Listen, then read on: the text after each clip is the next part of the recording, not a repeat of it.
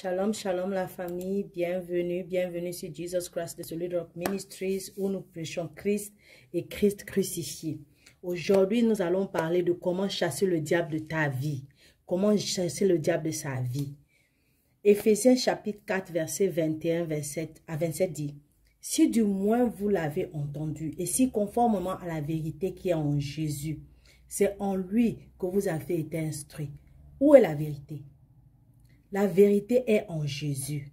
La vérité est en Jésus seul. C'est pourquoi ne permettez pas à n'importe qui de venir vous prêcher autre chose que Jésus. Prêchez les mariages, les amitiés, comment se comporter dans cette vie. Ça ne vous apporte rien. Ça ne vous apporte rien. La vérité se trouve en Jésus. La vérité se trouve en Jésus seul. Verset 22 dit: à vous dépouiller eu égard à votre vie passée du vieil homme qui corrompt par les convoitises trompeuses. C'est quoi le vieil homme? C'est cette personne que nous étions avant de venir en Christ. Le vieil homme, c'est la personne que nous étions avant de venir en Christ. Donc nos comportements, notre façon de penser, notre façon d'agir, notre façon de vivre, c'est ça le vieil homme. Donc la Bible nous demande de nous dépouiller de ça. Que veut dire dépouiller? Dépouiller veut dire se débarrasser, enlever, abandonner. Donc on abandonne cette personne qu'on était, on devient la nouvelle personne qu'on est devenu en Christ. C'est ce que cela veut dire. Le verset 23 nous dit: à être renouvelé dans l'esprit de votre intelligence. Renouvelé dans l'esprit de votre intelligence. Ça veut dire quoi? Ça veut dire qu'on doit être renouvelé dans nos pensées. Comment être bien renouvelé dans notre pensée? On se renouvelle dans nos pensées lorsque nous connaissons Christ, lorsque nous connaissons la parole de Dieu et lorsque nous marchons selon la parole de Dieu. C'est comme ça que nous renouvelons nos pensées. C'est pourquoi le combat spirituel, c'est pas un combat physique. C'est pas avec les couteaux ou avec les machettes comme je vois dans d'autres églises qu'on va tuer le diable. On ne tue pas le diable avec la machette ou avec le bâton. On tue le diable avec la connaissance que nous avons de Christ en nous. Donc, renouveler votre pensée, c'est changer votre manière de penser et d'agir selon la parole de Dieu. Voilà, c'est là où se trouve le combat spirituel. Le verset 24 nous dit: et à revêtir l'homme nouveau, créé selon Dieu, créons selon Dieu dans une justice et une sainteté que produit la vérité.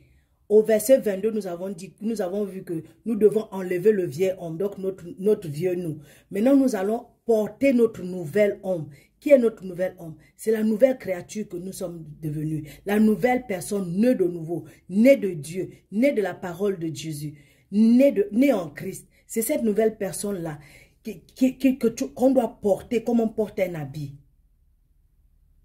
Cette nouvelle personne créée à la ressemblance de Dieu, c'est cette personne-là que nous devons porter. C'est pourquoi, le verset 25 dit: c'est pourquoi renoncez au mensonge et que chacun de vous parle selon la vérité à son prochain.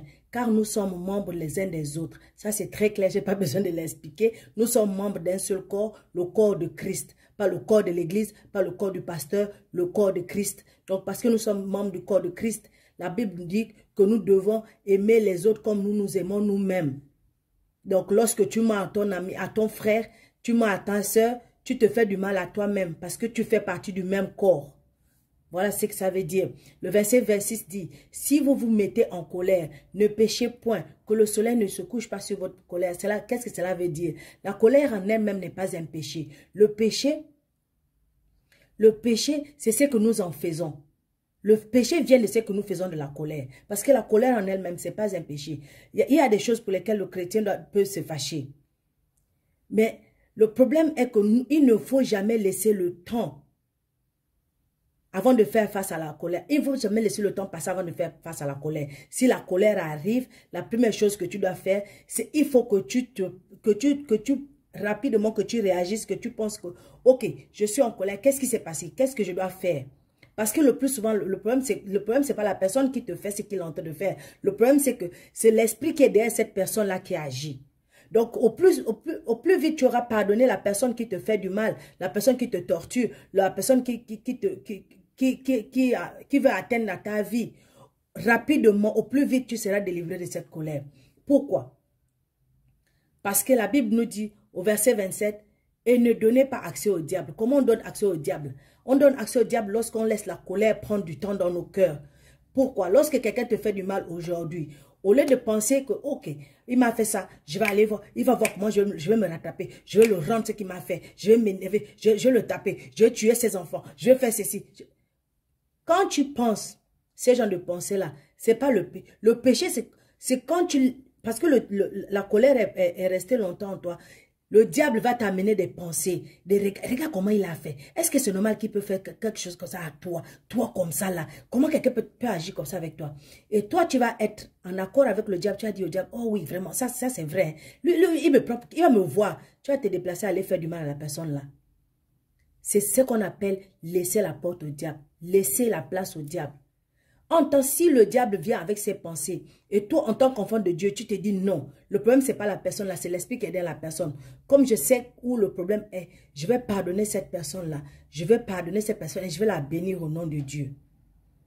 Quand tu auras fait ça, la colère va partir et le diable n'aura pas de place pour venir te donner des idées. Parce que maintenant, tu sauras comment agir en tant qu'enfant de Dieu. La parole de Dieu nous dit dans 1 Pierre chapitre 3, verset 9. Ne rendez pas le mal par le mal et n'insultez pas par l'insulte. Au contraire, rendez le mal par la bénédiction. Car à cela, vous avez été appelés pour hériter d'une bénédiction. Romains 12, 18 nous dit, si possible, dans la mesure où cela dépend de vous. Cela dépend de qui? De toi, pas de Dieu, de toi. C'est toi qui dois prendre la décision.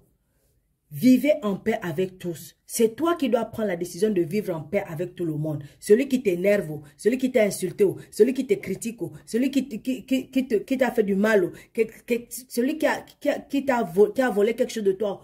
Tout le monde, tu dois faire un effort de vivre en paix avec tout le monde.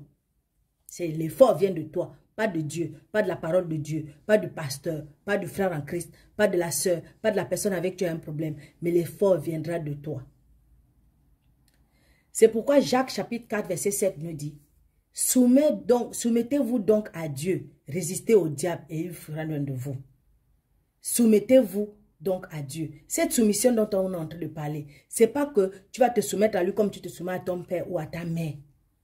Mais le combat spirituel est simple, je vais vous l'expliquer en mots simples. C'est deux idées. Je marche selon la parole de Dieu ou je marche selon ma propre volonté. Voilà où se trouve le combat spirituel. Parce que lorsque toi tu marches selon ta volonté, tu laisses le diable entrer. Parce que toi, ton moi là, moi, l'orgueil, l'esprit de fierté, tu connais qui je suis, est-ce que tu m'as vu? Ça là, tu dois l'abandonner. C'est ça qu'on appelle le vieil homme. Tu dois l'abandonner. À la place de ça, tu vas te dire, qu'est-ce que la Bible dit? Qu'est-ce que mon père dit? Qu'est-ce que je dois faire? Si Jésus était dans la place que moi je suis là, si Jésus était en train de traverser ce que je suis en train de traverser, qu'est-ce qu'il aurait fait? C'est la question que tu vas te poser. Maintenant, tu vas savoir que la Bible dit que lorsqu'on t'a fait du mal, tu ne dois pas rendre le mal par le mal. 1. 2. La Bible dit que tu dois marcher en paix avec tout le monde.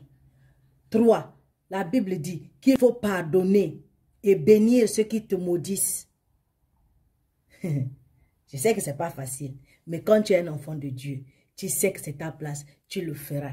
Au début, ce ne serait pas difficile, au début, ce ne serait pas facile, mais avec le temps, quand tu continueras, avec le temps, tu y arriveras. C'est pourquoi j'aime ce verset-là, là où la promesse de Dieu pour nous, il dit dans 1 Pierre chapitre 5 verset 10, « Et après avoir souffert un peu de temps, le Dieu de toute grâce, qui vous a appelé à sa gloire éternelle en Christ, vous restaurera, vous confirmera, vous fortifiera et vous affirmera lui-même. » On a promis aux chrétiens de mettre fin. La souffrance, c'est pour tout le monde. Un enfant de Dieu qui n'est pas attaqué, un enfant de Dieu qui ne souffre pas, c'est quelqu'un qui a donné sa vie au diable. C'est quelqu'un qui a laissé le diable tout contrôle dans sa vie. Donc, il ne peut pas souffrir. Si tu as décidé de suivre Christ, si tu as décidé de marcher selon la parole, tu vas souffrir, tu seras attaqué de tous les côtés. Tu seras attaqué. Même les gens que tu ne pourrais même pas imaginer que la personne peut me faire du mal. Ce sont eux-là même qui vont te faire plus mal. Mais c'est ça le fardeau d'un enfant de Dieu. C'est ça notre guerre continuelle. Mais nous devons être fermes selon la parole de Dieu. Faire de notre mieux pour marcher selon la parole de Dieu. La souffrance arrivera sûrement. Mais nous avons la promesse de Dieu. La promesse de Dieu. Dieu dit, après que tu auras souffert un peu de temps, le Dieu de grâce, il a dit que je vais te confirmer moi-même. Je vais te restaurer moi-même. Je vais te confirmer et te fortifier. Et je t'affirmerai moi-même. Qu'est-ce que ça veut dire la grâce? La grâce c'est quoi? La grâce c'est l'amour de Dieu qu'il a donné à nous autres là, qui ne la méritons pas. Nous ne méritons pas la grâce de Dieu. C'est la paix qu'il a donnée à ceux qui sont dépassés, à ceux qui sont épuisés, à ceux qui sont malmenés par la vie. La grâce, c'est la faveur imméritée de Dieu qui nous donne gratuitement. Qui nous donne gratuitement. Donc, marche dans la grâce de Dieu. Marche dans cette assurance que peu importe la situation, Dieu est là. Il ne t'abandonne pas. Il sera toujours avec toi. Il te guidera. Prends sa parole comme de la nourriture. Nourris-toi de ça. Fortifie-toi en ça. Et tu verras, tu iras de gloire en gloire et de réussite en réussite. N'oublie jamais que la parole de Dieu est notre autorité finale. Amen. Merci d'avoir suivi. Si tu as été béni, partage, mets un commentaire, aime. Merci d'avoir suivi. C'est votre servante Liliane. Shalom.